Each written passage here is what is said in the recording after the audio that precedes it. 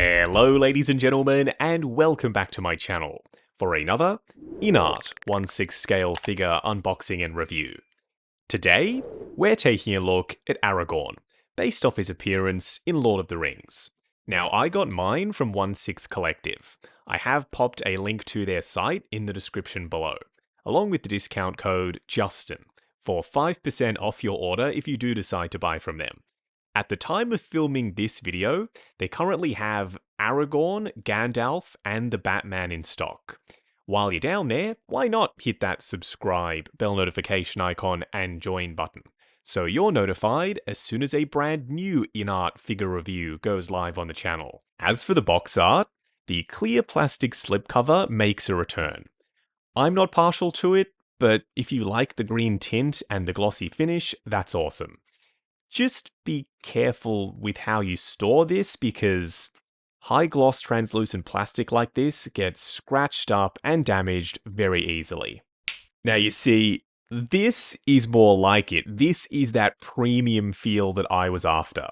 The entire box is covered in real fabric, and the ring up front, which is done in shiny metallic gold, can rotate.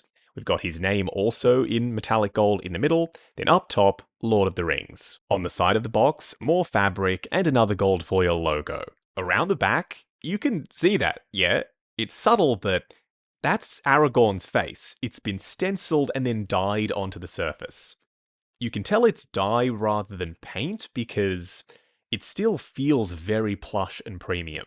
We also have his name once again in gold foil. Oh, and all the boring stuff, warnings, legal information, and the sticker of authenticity, that's on the bottom of the box. The top cover is held in place with magnets, and it flips open to reveal a literature packet. Do make sure you read everything the operation guide has to tell you because, as with pretty much every INART figure released to date, some assembly is going to be required, if that wasn't already evident by the fact that he's currently headless. First in-hand impressions? Really good.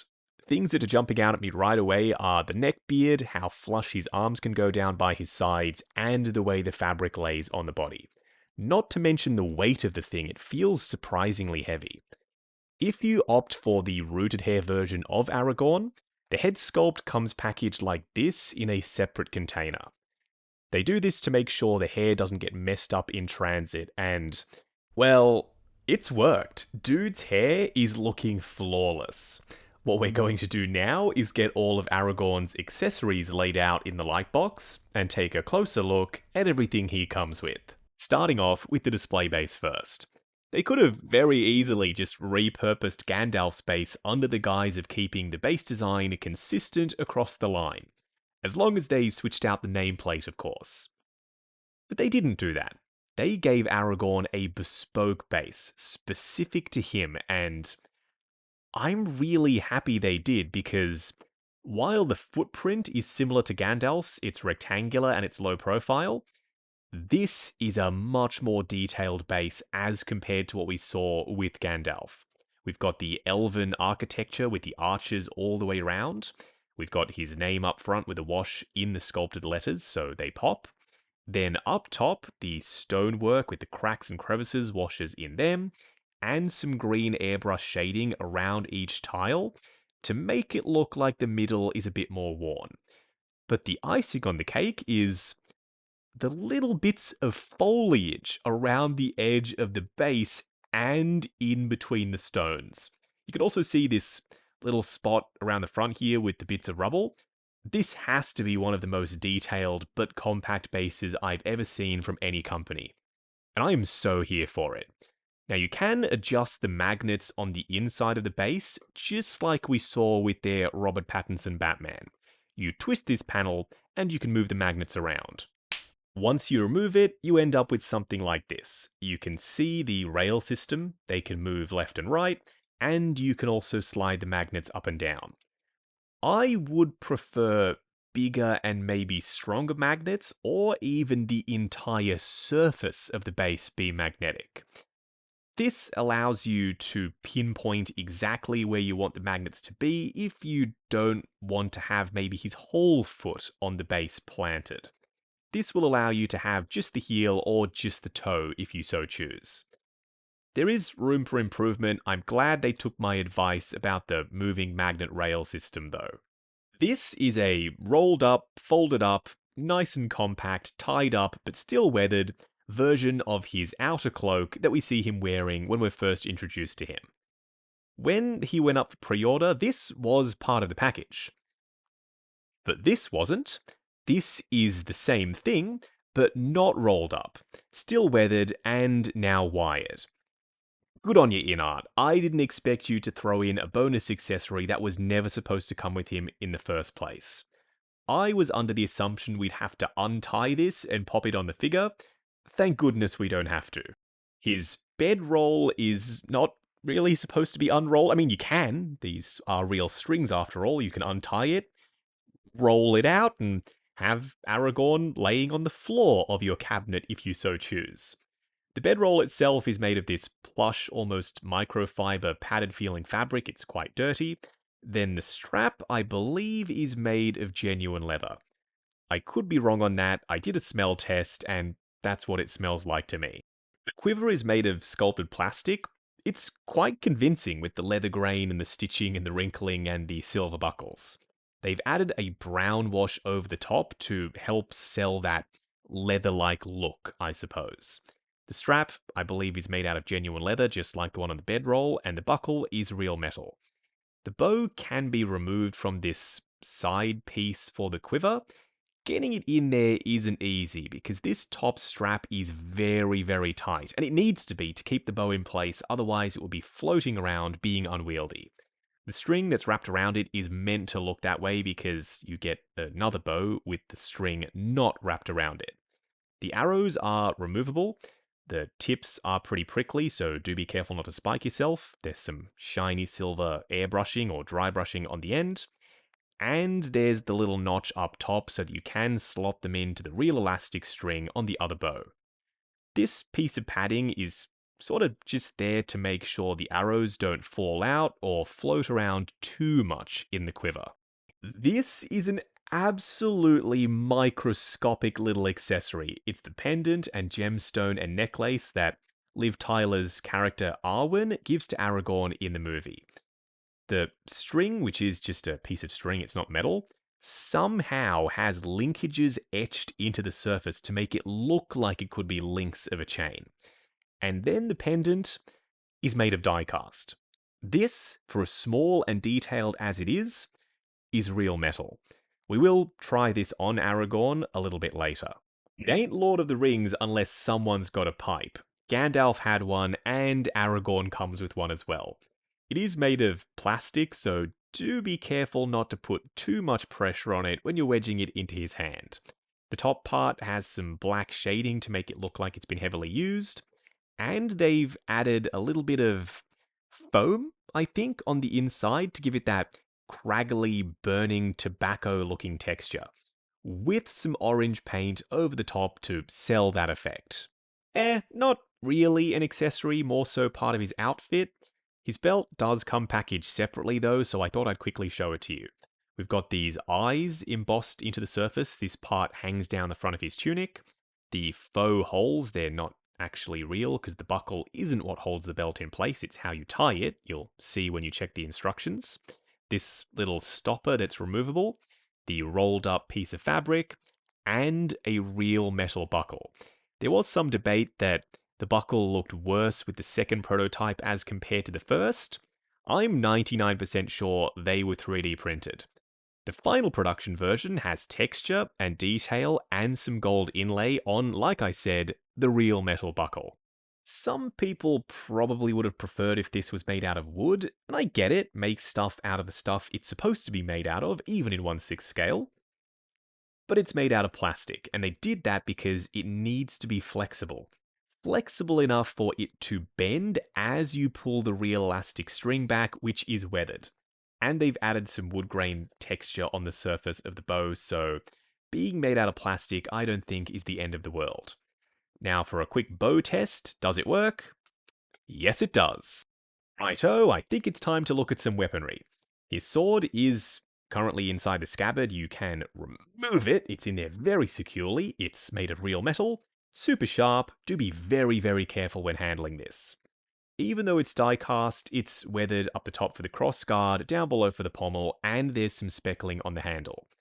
The sheath has this leather grain texture sculpted in. The straps are functional, same thing with the real metal buckles. You'll see this on his belt later on.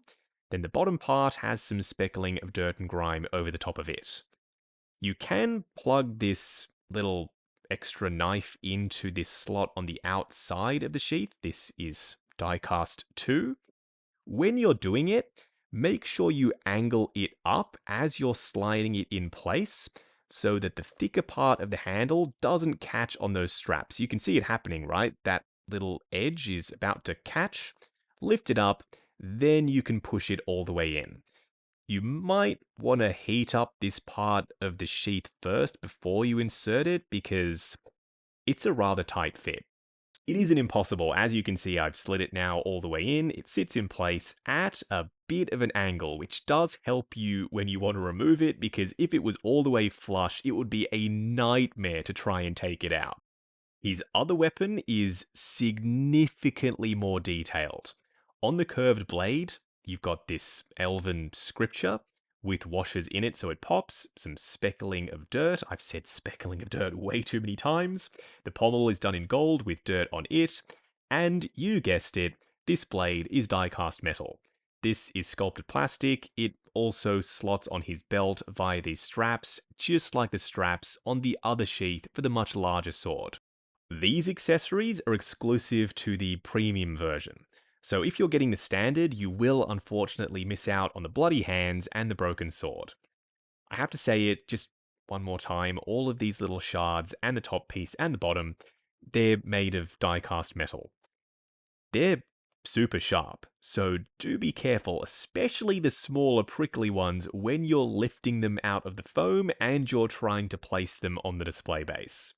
There's weathering on each and every single one of those bits and pieces. And the hands, man, the bloody hands are gorgeous. It doesn't look like fresh blood. It looks like old, dried blood that sunk into the crevices and grooves of his hands and the skin texture and the ring. And there's a little bit of variation to the colors they've used. They've gone with darker blood and some lighter stuff for more arterial spray. It looks like it's been dripping down towards the base of his hands. It's an asymmetrical design for his hands. You've got a fingerless glove on the right side with the leather grain texture and even some red dry brushing on it, versus the ungloved hand for the left. Well, seeing as though we're already here, we may as well do the rest of the hands. So these are what you get with the standard version. One hand for pulling the arrow back. There's a slot at the front for you to plug the arrow into. The fingernails are well sculpted, and it almost looks like there's some dirt underneath them. Even though they aren't bloody, they're still quite filthy looking. You've got this splotchy, dirty effect on both hands, whether it's gloved or ungloved. Two gripping hands, both with the same awesome level of detail as the ones we just looked at. Oh, and one more gripping hand, this time with a much tighter grip. The fingers are curled in a lot more, and you can see the extra meat, if you will, on the inside of the hand. I like that they've made it look like there's some webby skin in between his forefinger and his thumb. That's some next level attention to detail. Probably not the last time you're going to hear me say next level in this review. And finally, two open palm hands already installed on him out of the box. What we're going to do now is get Aragorn himself out here. Standing straight up and down in the light box, no crazy poses or accessories or anything like that. Holy shit, this has to be one of the most realistic figures I've ever seen. So immediately, that's a huge win if you're an Aragorn or Lord of the Rings fan.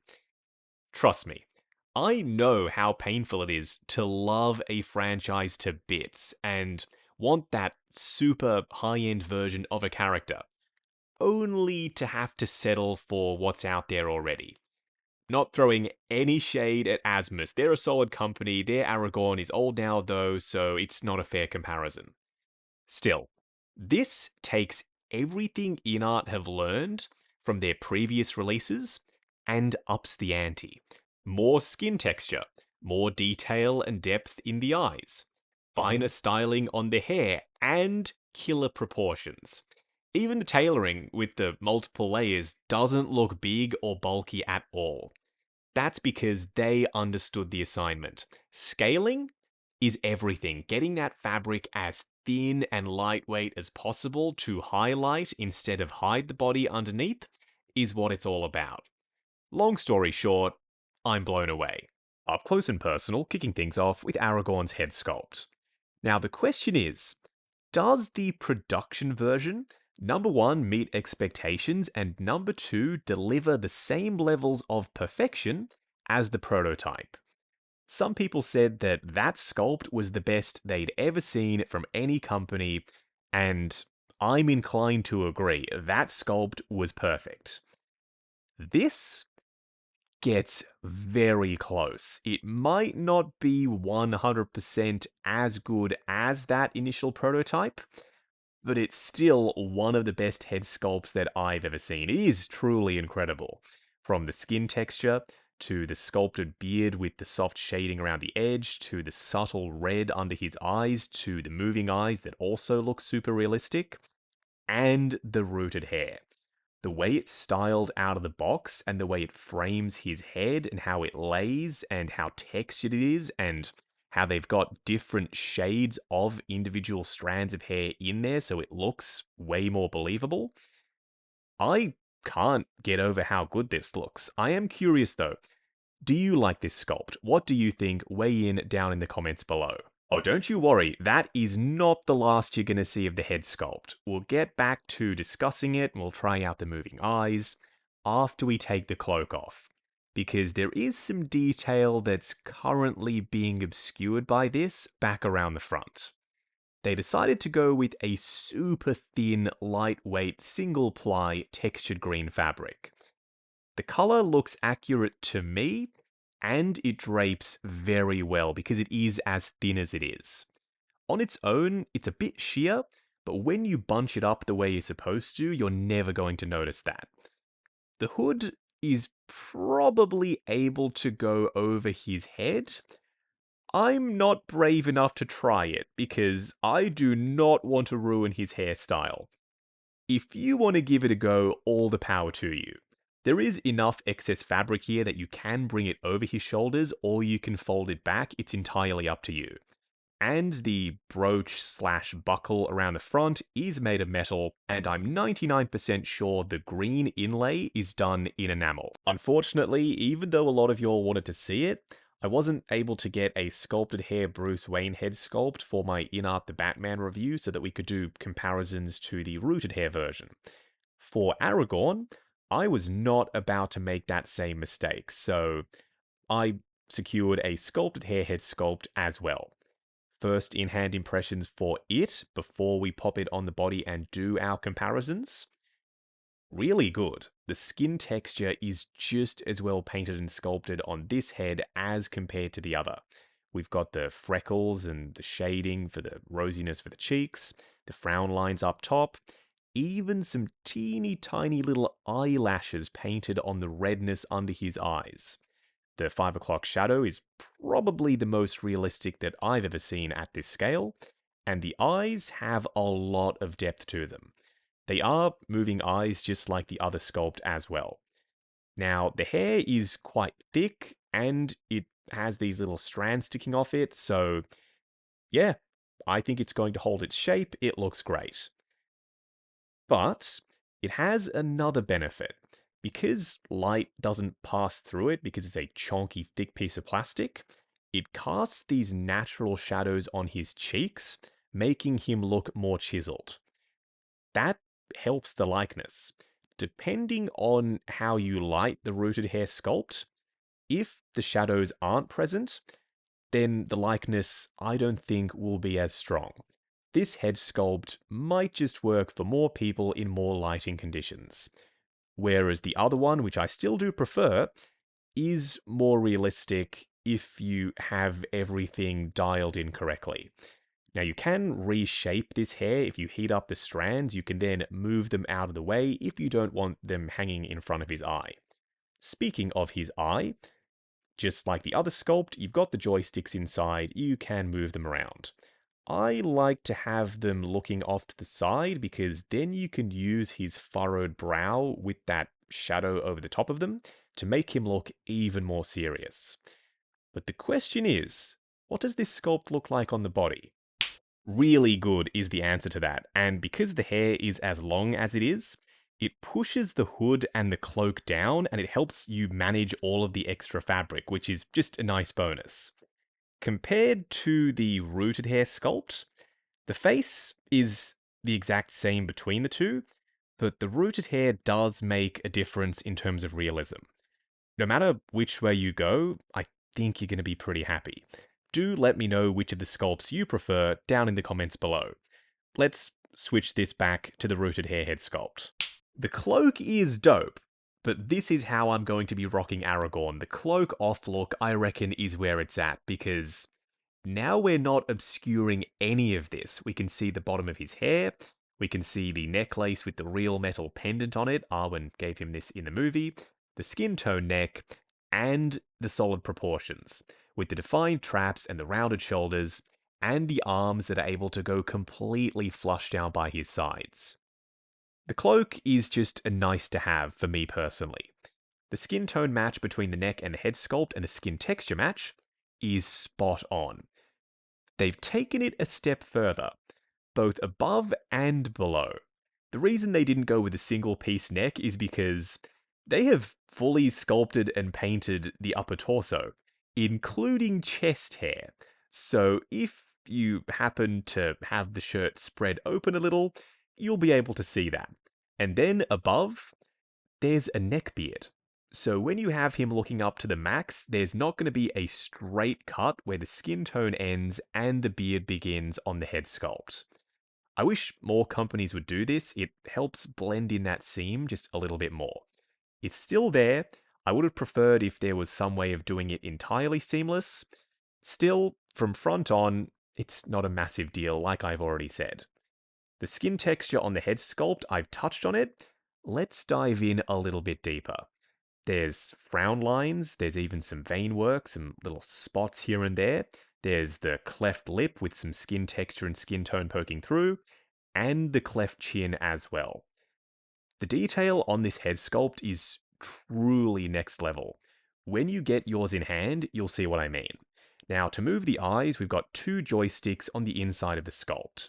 You literally just reach inside the head, then you can move the eyes around. I don't know if anyone's ever going to be able to top this. This eye position with the head sculpt tilted forward, dude looks badass.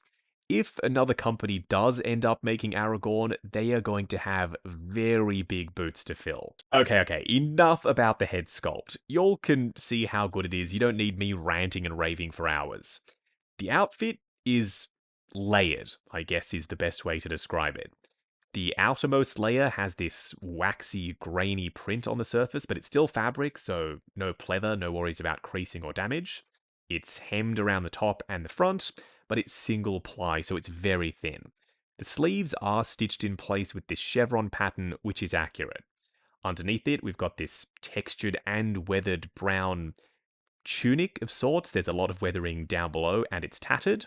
Then underneath that, we've got another layer. It's a grey shirt with some strings around the front.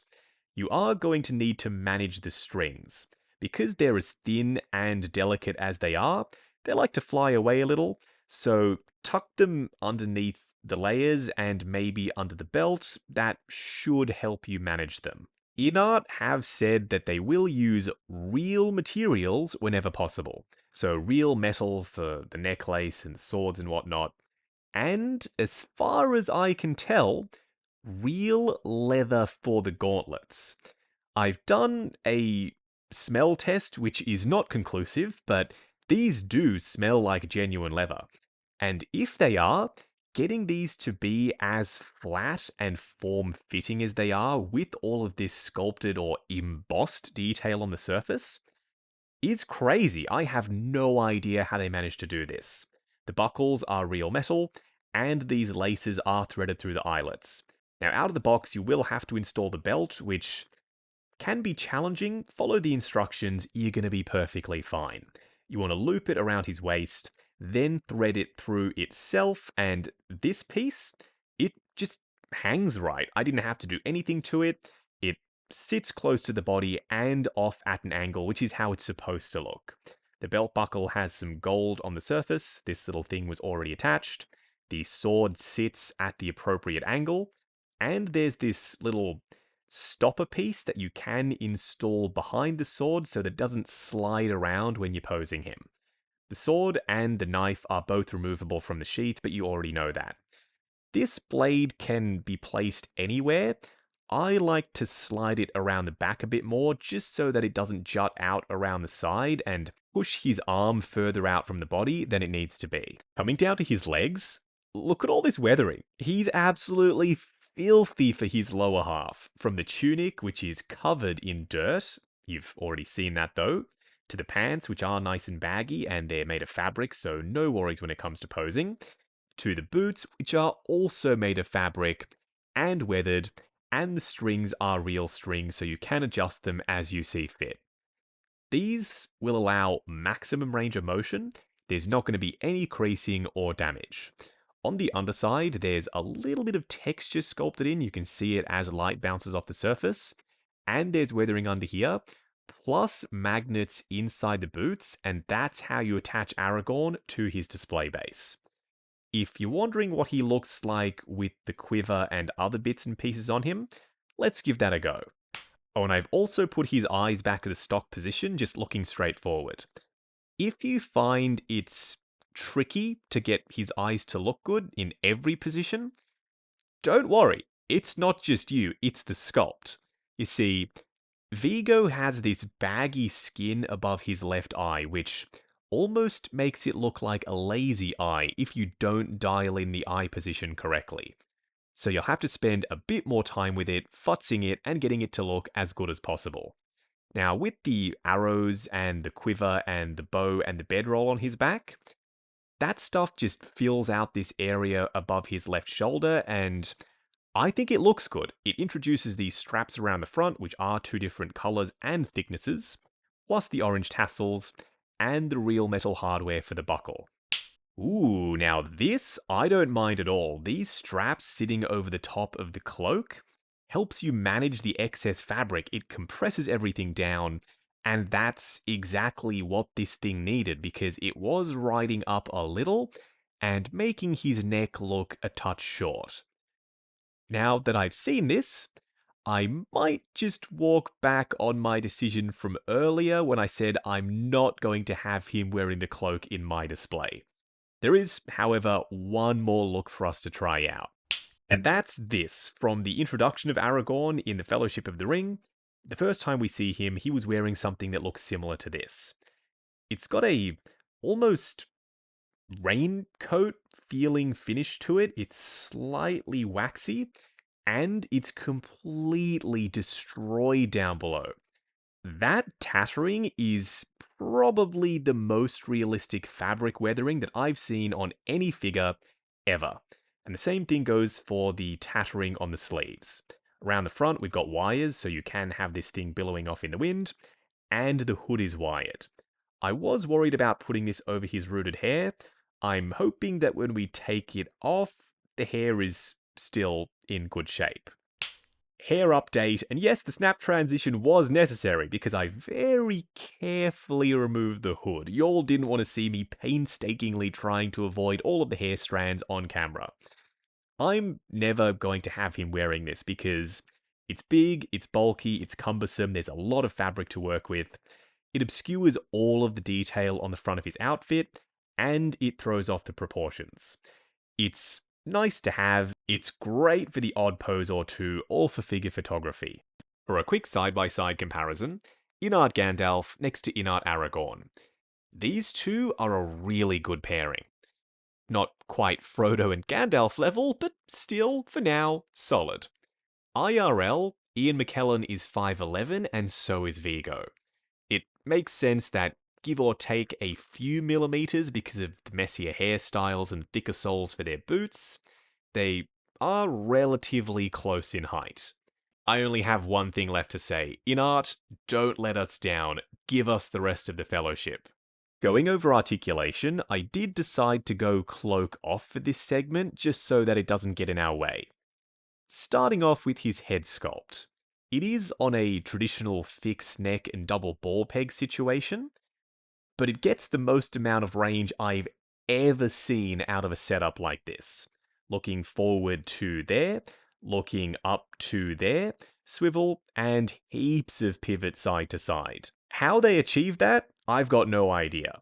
His arms go up to there, going forward and back. There's a butterfly joint at the shoulder that hinges up and down. Swivel at the bicep, double bend at the elbow, going the full way, no problem. Then for the wrist peg, it's a hinge and swivel. His torso crunches forward to there, going back to there, swivel, and pivot side to side. His legs unhindered, going forward to there, going out to there, swivel at the upper thigh. Ratcheted double bend at the knee, going past 90. And then a double ball peg for the ankles. The boots are made of soft plush fabrics, so we get forward and back, swivel, as well as ankle tilt. Wrapping up on INART's premium rooted hair version of Aragorn. They got so close to the prototype with this one. The sculpt is nigh on perfect. For me at least, being a more casual Lord of the Rings fan. The hair was immaculately styled out of the box, thanks mostly to their little head in a jar way of packaging figures. And he comes with heaps of stuff, including an accessory he was never solicited with. Bonus free accessories are tight. The biggest takeaway for me is how finely everything is tailored, to highlight the proportions on the bespoke body. Because INART is relatively new to this, they don't have a huge back catalogue of bodies they can fall back on, even for simple, just basic male bucks like this guy would have needed. So straight to a new body, which exponentially increases the cost to manufacture, as bodies require new steel molds, and they cost a ton. Other companies would then find a way to skimp on detail to make up for the R&D and higher costs to produce, but INART didn't. We get the same great levels of attention to detail as with all of their other releases, if not even maybe a little bit better here. The trajectory they're on with hit after hit is what I love to see. Right now, they're fresh and an underdog, but if they keep firing on all cylinders like they've done here, then it won't be long until they're a well-established key player in the 1/6 scale world. Heck, some people would probably even argue that they already are at this point. No matter which way you look at it, or which company you prefer, art is art, and this is a masterpiece. Well done, INART. Keep killing it. Now, if you are heading down to the description, why not hit that subscribe, bell notification icon, and join button, if you like the sound of seeing your name in the end credits of my reviews. Like, comment, and subscribe. We'll catch you in the next video.